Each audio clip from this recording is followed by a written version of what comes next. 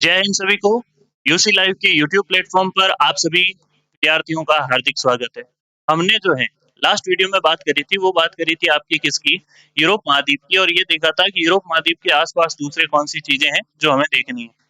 ठीक है, तो इसके आसपास भूमध्य सागर देखा था, उत्तरी सागर था, आर्कटिक महासागर था, यूराल पर्वत श्रृंखला, फिर कैस्पियन सागर झील, काला सागर, अफ्रीका महाद्वीप, अटलांटिक, भूमध्य सागर।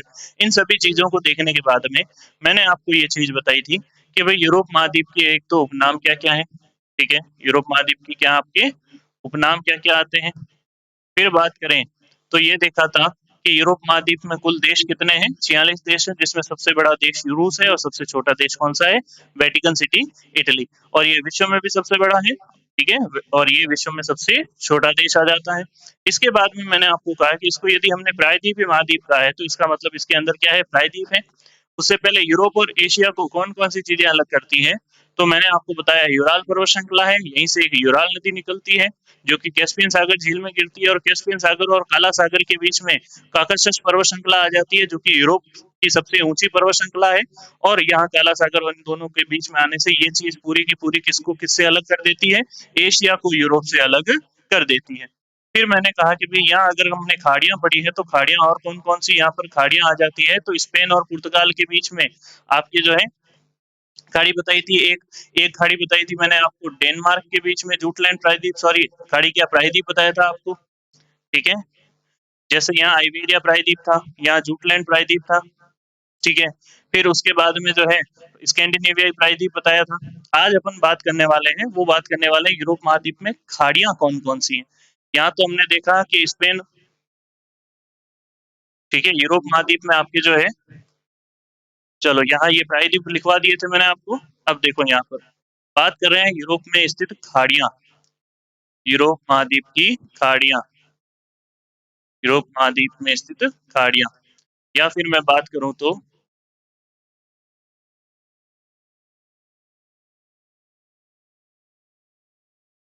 इसमें आपके कौन कौन सी क्रीक हैं, कौन कौन सी गल्फ हैं, इनकी बात करते हैं। तो सबसे पहली देखो, ये आपको अगर नजर आ रही हो तो स्पेन और फ्रांस के बीच में है। सबसे पहली किसके बीच में है, स्पेन और फ्रांस के बीच में है, जिसका नाम क्या हो जाएगा, विस्के की खाड़ी। कौन सी हो जाएगा, विस्के की खाड़ी।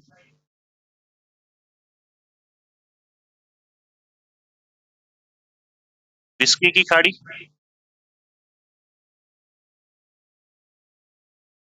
फिर उसके बाद ये स्वीडन और फिनलैंड के बीच में नजर आ रही है आपको, इसको क्या कह दिया, बोथनिया की खाड़ी, बोथनिया की खाड़ी। फिर मैंने आपको बताया था ये क्या आ जाते हैं, ये बाल्टिक कंट्रीज आ जाती है। ठीक है, बाल्टिक कंट्रीज में सबसे ऊपर क्या है, एस्टोनिया, एस्टोनिया। फिर आ जाता है लाटविया, लाटविया। और फिर आ जाता है लिथुआनिया। क्या आ जाता है, लिथुआनिया। ये चीजें आती हैं। तो इसमें देखो ध्यान से, एस्टोनिया और लाटविया के बीच में ये जो आपको कर्व नजर आ रहा है, तो ये क्या हो जाती है, रीगा की खाड़ी। कौन सी खाड़ी हो जाती है, रीगा की खाड़ी, रीगा की खाड़ी।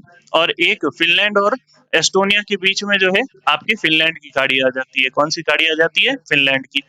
तो यहाँ पर एक बार अपन लिख देते हैं अच्छे से। तो यहाँ खाड़ियां कौन कौन सी है, तो यहाँ देखो,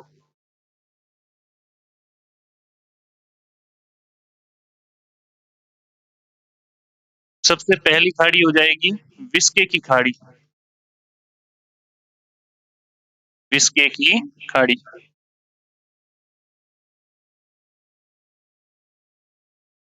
और विस्के की खाड़ी जो है ये किस किस के बीच में हो जाती है, स्पेन और फ्रांस के मध्य, स्पेन व फ्रांस। फिर आती है बोथनिया की खाड़ी,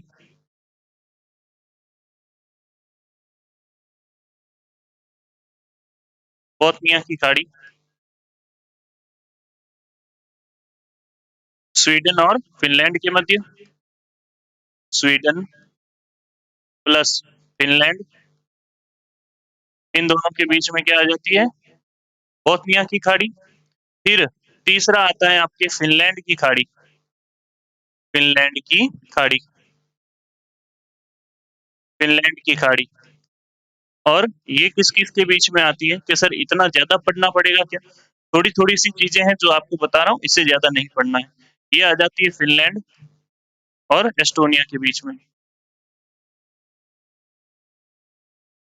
एस्टोनिया, ये पता होना चाहिए कि कौन-सी खाड़ियाँ किस नदी के सॉरी किन-किन देशों के आस-पास हैं। और चौथी बात करें तो कौन-सी आती है? रीगा की खाड़ी, रीगा की खाड़ी। और ये रीगा की खाड़ी किन-किन के मध्य है? तो ये हो जाती है एस्टोनिया और लाटविया के बीच में। Estonia plus Latvia, Latvia. वहीं बात करें तो एस्टोनिया, लाटविया और लिथुआनिया, एस्टोनिया, लाटविया और लिथुआनिया, लिथुआनिया, लिथुआनिया, ये जो हैं आपके क्या कहलाते हैं? बाल्टिक कंट्रीज़ कहलाती है। क्या कहलाती है? बाल्टिक कंट्रीज़,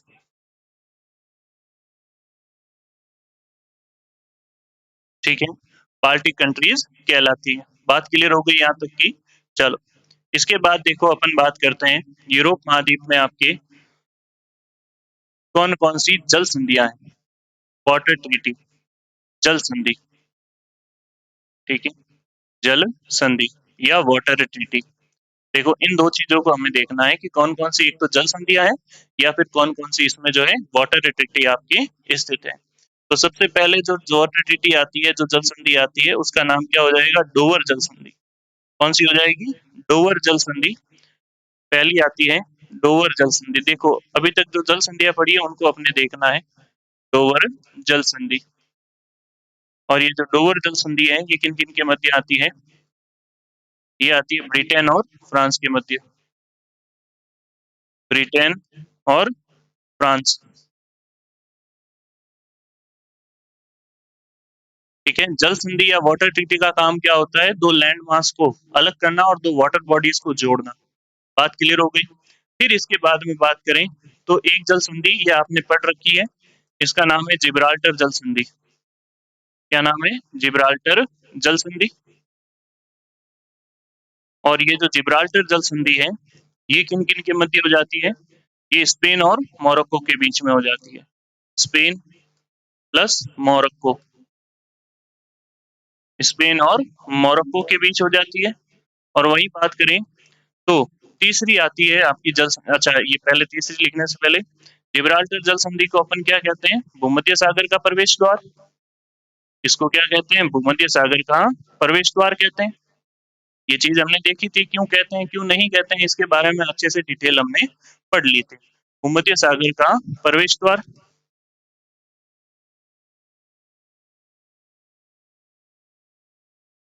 और एक जल संधि जो है वो आपके उत्तरी तुर्की कहाँ पड़ता है? आपके यूरोप महाद्वीप में। और एक आती है दक्षिणी तुर्की जो कि पड़ता है आपके एशिया में।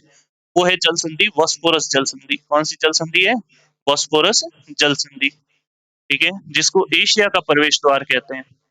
पहले यूरोप वाले इसी जल संधि द्वारा क्या करते थे? व्यापार। फिर इस पर कब्जा कर लिया गया, इसलिए उन्होंने जो है जल मार्गों की खोज की। बॉस्फोरस जल संधि, बॉस्फोरस जल संधि।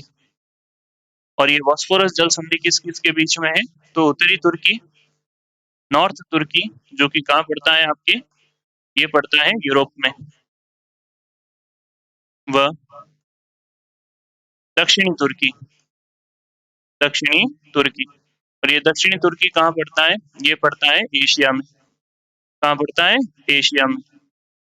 इन दोनों के बीच में, इन दोनों के बीच में, उत्तरी तुर्की और दक्षिणी तुर्की के बीच में, यानी यूरोप और एशिया के बीच में। ये करता क्या है? ये जल संधि जो है इसको कहते हैं एशिया का प्रवेश द्वार। एशिया महाद्वीप का प्रवेश द्वार या एशिया का प्रवेश द्वार, प्रवेश द्वार। और ये क्या करती है आपके मार्मरा सागर को, मार्मरा सागर को काला सागर से जोड़ती है, को काला सागर से जोड़ती है। काला सागर से से जोड़ती है। ये क्या करती है? मार्मरा सागर को काला सागर से जोड़ती है। कौन-सी जल संधि जोड़ती है? बॉस्फोरस जल संधि या बॉस्फोरस वाटर ट्रीटी। ये उत्तरी तुर्की और दक्षिणी तुर्की के बीच में, उत्तरी तुर्की यूरोप का, दक्षिणी तुर्की एशिया का, और जल संधि का नाम क्या है? बॉस्फोरस जल संधि, गेटवे ऑफ एशियन कॉन्टिनेंट। और जिब्राल्टर को क्या कह देते हैं? गेटवे ऑफ मेडिटेरियन सी। ठीक है? ये चीज़ अपने को अच्छे से पता होनी चाहिए। थोड़ा-थोड़ा ही सही, लेकिन धीरे-धीरे आगे बढ़ रहे हैं, और आपको पता हो तो अब ये सिर्फ़ एक महाद्वीप बचा है। और जब सवाल आएँगे आपके सामने, तब आपको अच्छे से पता चलेगा कि हमने जो है धीरे-धीरे सही क्लास में अच्छे से क्या-क्या चीज़ें पढ़ी हैं। ठीक है? ये सारी जल संधियाँ, जैसे छोटा-सा अगर मैं यहाँ पर अगर आपको एग्ज़ाम्पल दूँ, तो कौन-कौन सी जल संधियाँ आपको पता होनी चाहिए टेस्ट से पहले। टॉरस जल संधि के बारे में आपको अच्छे से पता होना चाहिए। अगर हम टॉरस जल संधि के बाद में बात करें, डोवर जल संधि के बारे में पता होना चाहिए, बास जल संधि के बारे में पता होना चाहिए, फिर डेविस जल संधि के बारे में पता होना चाहिए। ठीक है? ये सारी जल संधियाँ हमने पढ़ी थी। कुक जल संधि के बारे में पता होना चाहिए। ये तो खाली जल संधियाँ हैं। अगर हम पर्वत, पठार, मैदानों की बात करेंगे तो वो चीज़ें और ज़्यादा बड़ी हो जाएगी। बात समझ रहे हो? तो यहाँ क्या हो जाती है, ये सारी की सारी महत्वपूर्ण जल संधियाँ। जल संधियों के बाद में बात करें तो इस महाद्वीप में स्थित पर्वत श्रृंखलाओं की बात करते हैं। ठीक है? तो यहाँ देखो, पर्वत श्रृंखलाएँ, पर्वत श्रृंखलाएँ।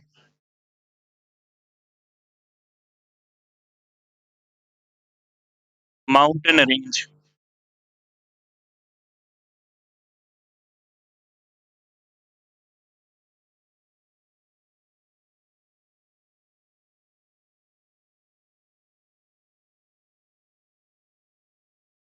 कौन-कौन सी है? तो पहली यूराल पर्वत श्रृंखला। कौन-सी आती है? यूराल पर्वत श्रृंखला, यूराल माउंटेन रेंज। यूराल पर्वत श्रृंखला क्या करती है? यूराल पर्वत श्रृंखला आपकी यूरोप व एशिया को अलग करने का काम करती है। यूरोप व एशिया के मध्य, यूरोप व एशिया के मध्य। अगर आपसे पूछ ले यूरोप और एशिया के बीच में कौन-सी पर्वत श्रृंखला है, तो यूराल पर्वत श्रृंखला आ जाती है। ठीक है? दूसरी बात करें तो काकशस पर्वत श्रृंखला, काकशस पर्वत श्रृंखला, काकशस पर्वत श्रृंखला। और ये जो काकशस पर्वत श्रृंखला है, ये किन-किन के बीच में आ जाती है? तो मैंने आपको बताया था, काला सागर, काला सागर व कैस्पियन सागर झील को जोड़ती है। कैस्पियन सागर झील के मध्य, कैस्पियन सागर झील के मध्य, झील के मध्य, काला सागर और कैस्पियन सागर झील के मध्य आ जाती है। और इस पर्वत श्रृंखला की ऊंची चोटी, पहली चीज तो ये यूरोप महाद्वीप की ऊंची पर्वत श्रृंखला है। यूरोप महाद्वीप की ऊंची पर्वत श्रृंखला, यूरोप महाद्वीप की ऊंची पर्वत श्रृंखला, ऊंची पर्वत श्रृंखला है ये। फिर बात करें तो, ठीक है, इसकी ऊंची चोटी, हाईएस्ट पीक, ऊंची चोटी माउंट एल्ब्रुस, माउंट एल्ब्रुस। ये क्या है? इस महाद्वीप की सबसे ऊंची चोटी। जैसे ये ऊंची चोटी है काकेशस पर्वत श्रृंखला की, साथ ही के साथ यूरोप महाद्वीप की भी ऊंची चोटी है। यूरोप महाद्वीप की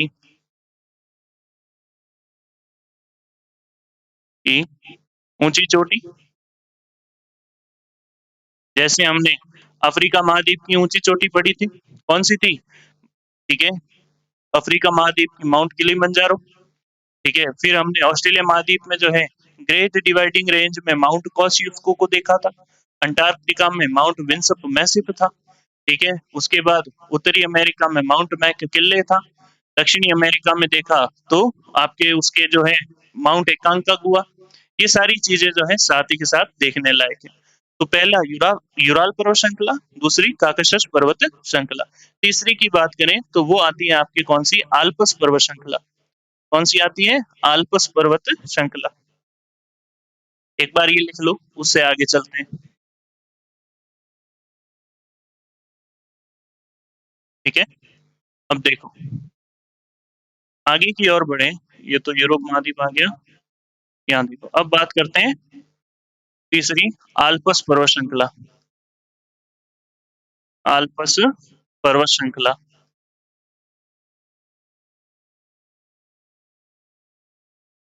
आल्पस पर्वत श्रृंखला, ये भी यूरोप महाद्वीप में स्थित प्रमुख पर्वत श्रृंखला है। और इस पर्वत श्रृंखला की जो ऊंची चोटी आती है, माउंट ब्लांक। इस पर्वत श्रृंखला की ऊंची चोटी कौन सी है, माउंट ब्लांक। Mount Blanc.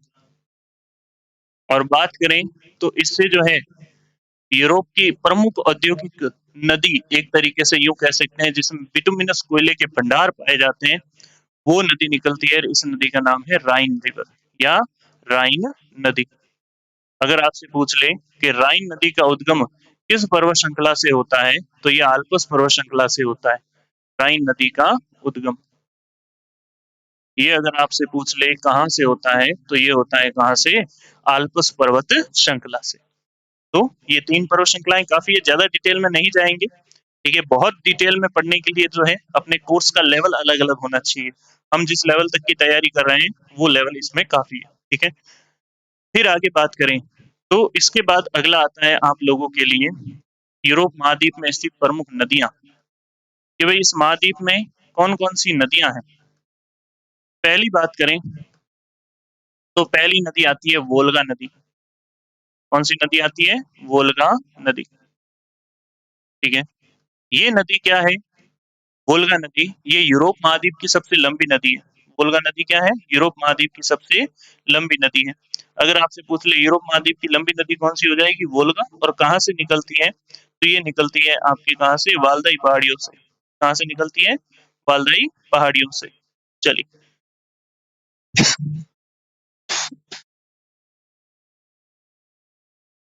चलो बात करें तो वालदाई पहाड़ियों से। और ये क्या है, यूरोप की सबसे लंबी नदी है। यूरोप की सबसे लंबी नदी। हर एक नदी का उद्गम अपने लिए जरूरी नहीं है। वहीं बात करें तो गिरती कहाँ है, कैस्पियन सागर में। ठीक है, ये नदी कहाँ गिरती है, कैस्पियन सागर में। ये अपने को बस थोड़ा सा पता होना चाहिए कि ये नदी कहाँ पर जाकर गिरती है, कैस्पियन सागर में गिरती है। कैस्पियन सागर में गिरती है। कैस्पियन सागर में गिरती है। आज थोड़ी तबीयत ठीक नहीं है, इस वजह से आप लोगों तक ये आवाज भी इसी तरह की आ रही होगी। कैस्पियन सागर में गिरती है। चलो, फिर इसके बाद में बात करें तो दूसरी आती है आप लोगों के लिए डैन्यूब नदी। कौन सी नदी आती है, डैन्यूब नदी। ये नदी क्या है, यूरोप की दूसरी लंबी नदी है। यूरोप की ये नदी क्या आ जाती है, यूरोप की दूसरी सबसे लंबी नदी। यूरोप की दूसरी, यूरोप की दूसरी सबसे, दूसरी सबसे लंबी नदी। ये क्या आ जाती है, यूरोप की दूसरी सबसे लंबी नदी आ जाती है। चलिए, तो यूरोप की क्या हो जाती है, दूसरी लंबी नदी। और वहीं बात करें तो ये जो डेन्यूब नदी है, ये कहाँ से निकलती है, तो इसका जो उद्गम होता है ये होता है ब्लैक फॉरेस्ट से। कहाँ से होता है, ब्लैक फॉरेस्ट से। ब्लैक फॉरेस्ट पर्वत से होता है। अच्छा, और इसकी क्या खासियत है, तो इसकी अपन क्यों झुक रहे हैं भाई, इस फोटो को ऊपर ले लेते हैं। ये ठीक है, यहाँ देखो और क्या खासियत है इसकी, तो और है कि यूरोप के सर्वाधिक देशों से होकर प्रवाहित होने वाली नदी। यूरोप के सर्वाधिक देशों से होकर प्रवाहित होने वाली नदी। सर्वाधिक देशों से होकर, देशों से होकर प्रवाहित होने वाली नदी। प्रवाहित होने वाली नदी। होने वाली नदी। ये यूरोप के 10 देशों से होकर निकलती है। यूरोप के कितने देशों से होकर निकलती है? 10 देशों से। यूरोप के 10 देशों से होकर कौन सी नदी निकलती है? डैन्यूब नदी निकलती है। कि सर 10 देशों से निकलती है तो लंबी ये होनी चाहिए ना। ये नहीं लंबी होगी। वैसे अगर देखें तो विश्व की जो सबसे लंबी नदी है नील, वो 4 ही तो देशों से होकर निकलती है। ठीक है? ये 10 से निकलती है, उसके बावजूद भी इतनी लंबी नहीं है। 10 देशों से निकल नजदीक-नजदीक है, 10 देशों से निकल के, और यूरोप महाद्वीप में वैसे ही छोटे-छोटे देश हैं। ठीक है? फिर इसके बाद में बात करें, पहली वोल्गा हो गई, दूसरी डैन्यूब हो गई। तीसरी नदी आती है आप लोगों के लिए, और इसका नाम है राइन रिवर या राइन नदी। राइन नदी। ये सबसे ज्यादा जरूरी नदी है। इसका उद्गम होता है आल्प्स पर्वत श्रृंखला से। इसका उद्गम कहाँ से होता है? आल्प्स पर्वत श्रृंखला से, आल्प्स माउंटेन रेंज से, आल्प्स पर्वत श्रृंखला से। आल्प्स पर्वत श्रृंखला से क्या होता है? इसका उद्गम होता है। फिर क्या है? इस नदी को इस नदी को कोयला नदी भी कहते हैं। क्या कहते हैं? कोयला नदी। नदी भी कहते हैं। इस नदी को कोयला नदी भी कहते हैं। कोयला नदी क्यों कहते हैं? क्योंकि इस नदी में क्या पाए जाते हैं? बिटुमिनस कोयले के भंडार। बिटुमिनस कोयले के भंडार। ये भंडार है। जब कोयला है तो औद्योगिक क्षेत्र भी विकसित होगा, इसलिए इस नदी को क्या कहते हैं? इसे यूरोप का औद्योगिक हृदय स्थल भी कहते हैं। Industrial heart. इसे यूरोप का औद्योगिक औद्योगिक हृदय स्थल भी कहते हैं। हृदय स्थल भी कहते हैं। इसे क्या कहते हैं? यूरोप का औद्योगिक हृदय स्थल भी कहते हैं। किसको कहते हैं?